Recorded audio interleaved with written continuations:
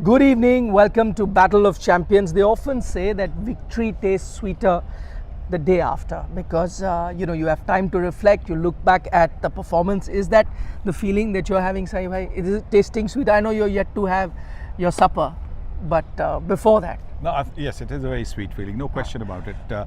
Because this kind of a performance, an all-round performance, batting-wise, fielding-wise, captaincy-wise, every sort of aspect and every facet of the game, where you've dominated an opposition like Pakistan, it certainly makes you feel a lot better, a lot more hopeful, a lot more optimistic about the fact that this Champions Trophy, which we won 12 years ago, can come back home. Sai bhai, we spoke yesterday about the fact that Virat loves playing against Pakistan, but what I really want you to tell us is the one area of concern for him was playing against spinner, especially the one that takes the ball away.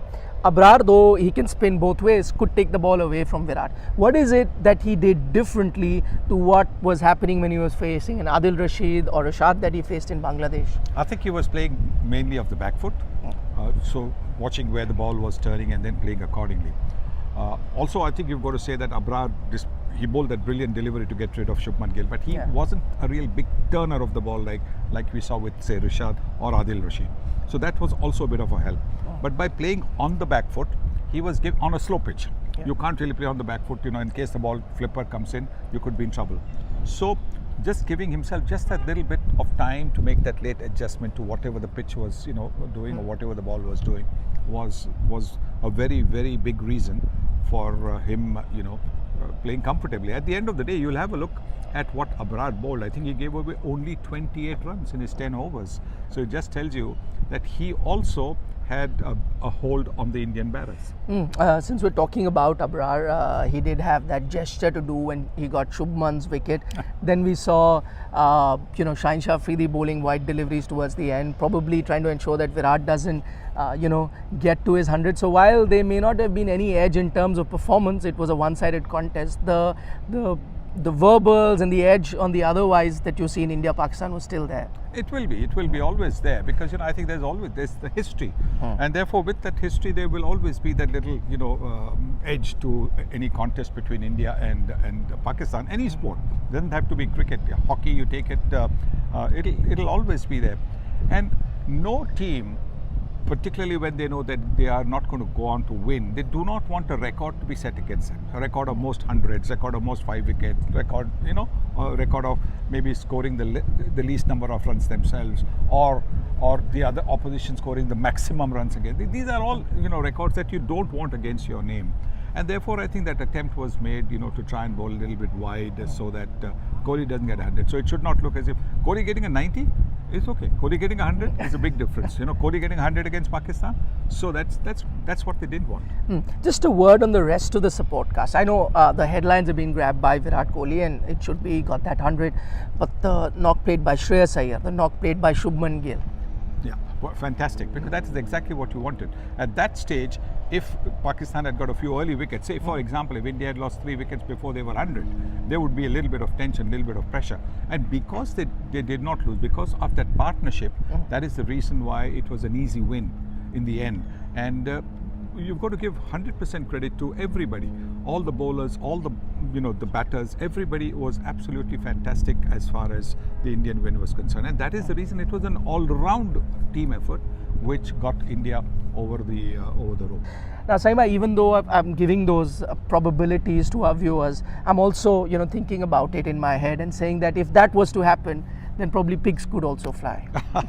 You could say that, because look, for Bangladesh to beat New Zealand, the way New Zealand is playing in recent times, will take something special.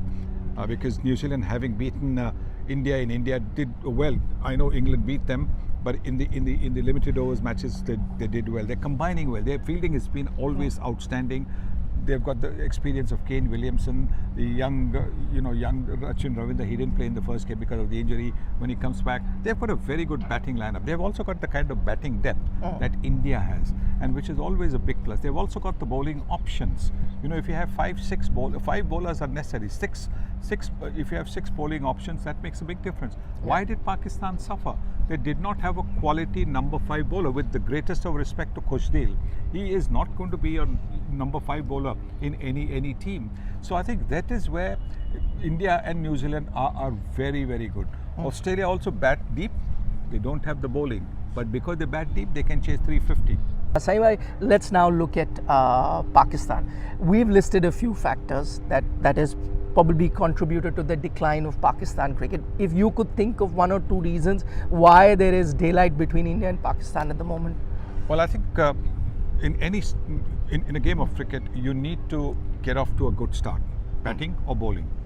So Pakistan's opening batting, they don't have a good solid opening pair at the moment, which is the reason why they're not getting off to the kind of start in the first 10 overs or even first 15 overs that is so essential. As far as the bowling is concerned as well, they've got quality bowlers in Naseem Shah and Shaheen Shah Afridi. But when was the last time that both of them have bowled winning spells at the start? I'm talking about in the first 10 overs, they've taken 3-4 wickets and put the opposition completely on the back foot. That hasn't happened for a long time. So while people in Pakistan, and maybe those who love watching him bat, are pointing a finger at Babar Azam, I think a question should be asked about their bowling attack as well. Also the fact that they don't have top quality spinners. Let's not even go into the fact that Shaheen Shah Afridi, Naseem Shah are, when you look at them, are nowhere close to Imran Khan, Wasim Akram and Waqar Yunus as a new ball attack. And Aqib Javed, their current coach, he was the 4th guy. So they had 4 top quality bowlers plus Abdul Qadir coming into ball, Iqbal Qasim, Tausif Ahmad. So they had a very well balanced attack. Later Saqlain, Mushtaq Ahmed. Mushtaq, correct, Mushtaq Ahmed. So all these guys were there, but that's not what we see with the Pakistan team now, and which is the reason why they are struggling with both bat and ball. Okay, Saibhai, you were talking about the fact that Pakistan have been continuing to play these bowlers. I mean, the only logical reason you can look at is probably lack of, bench strength, lack of resources to really fill those spots. And I'm now looking at this Indian team and wondering that this is an Indian team which does not have Ruturaj Gaikwad, Ishan Kishan, Rinku Singh, Tilak and Abhishek, Jaiswal, who can't, I forget 11, they can't even make the squad. I mean, is it fair to say that if India were to field B teams, C teams, they might give Pakistan a run for them? I think a B team, certainly. I'm not too sure about the C team. A B team would be very, very hard for Pakistan, the current Pakistan team, to beat in the kind of form they are in.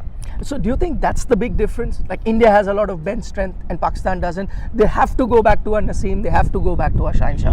Yes, I think so. And I think, which is surprising, because, Pakistan has always had natural talent. I mean, natural in the sense, may not be always what you would say technically correct, but just the talent of the understanding of bat and ball, which they had. When you look at it in Inzamamul Haq, for example, you look at his stance and all that, you would never recommend that kind of a stance or that kind of a thing to another young batter. But what he had great temperament. So with that temperament, he would he would make up for any technical shortcoming that he had. So I think that is surprising that Pakistan has not been able to produce that, despite the fact that they've also got the Pakistan Super League, PSL. And India, how has India got so many young stars coming through? It's because of the Indian Premier League. And from that Indian Premier League, there have been a lot of people who have gone on to the Ranji Trophy and then on to play for India. So that is something that maybe Pakistan cricket will have to look at as to why they are not getting the kind of bench strength that used to be pretty regular in the earlier days. One is the bench strength. Do you think the other factor that really highlights the stark contrast between two teams is the batting approach? Could you make sense of what really transpired when Pakistan were batting, when Rizwan was batting, Shod was there with him? Did you get a feeling that they were trying to get to a safe total rather than a winning total, and that's the difference between the two teams? Could well have been.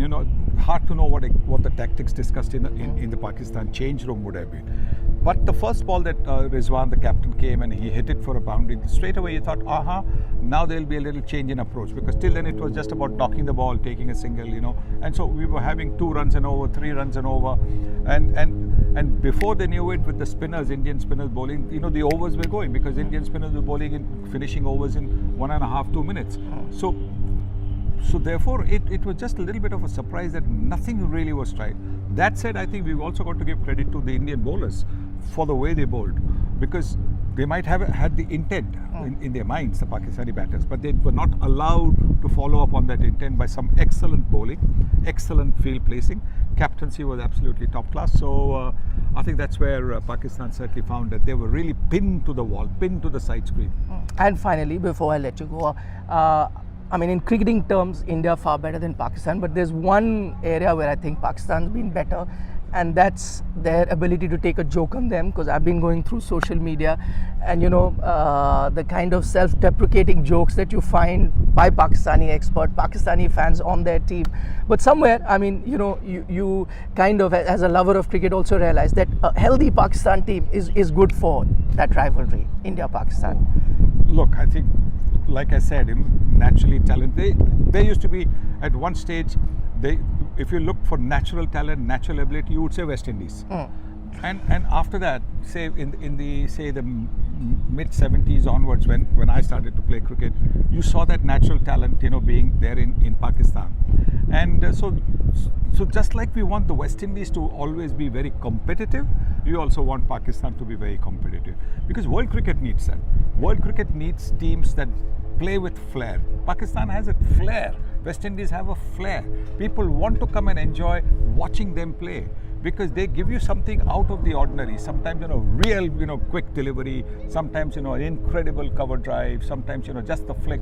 Like Babar played that, I think his first boundary yesterday was that drive through mid-wicket. What a lovely drive. I mean, as a cricket,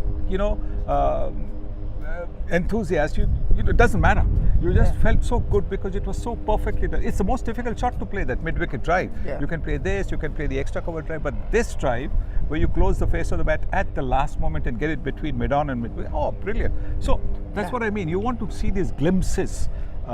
You don't want to see these glimpses against India, maybe, but certainly you want to see these glimpses, against other teams, because that is what world cricket needs. Okay, we're going to dig deep and really find out why those glimpses are missing. Why does that flair that Mr. Gavaskar spoke about missing? Because we're going to be heading to Pakistan. Our next show, Battle of Champions, will come to you live from Pakistan. Mr. Gavaskar will join us, but he'll have to join us, obviously, via our link, because he's not traveling there. But look forward to your company, Sai Bhai, throughout this tournament.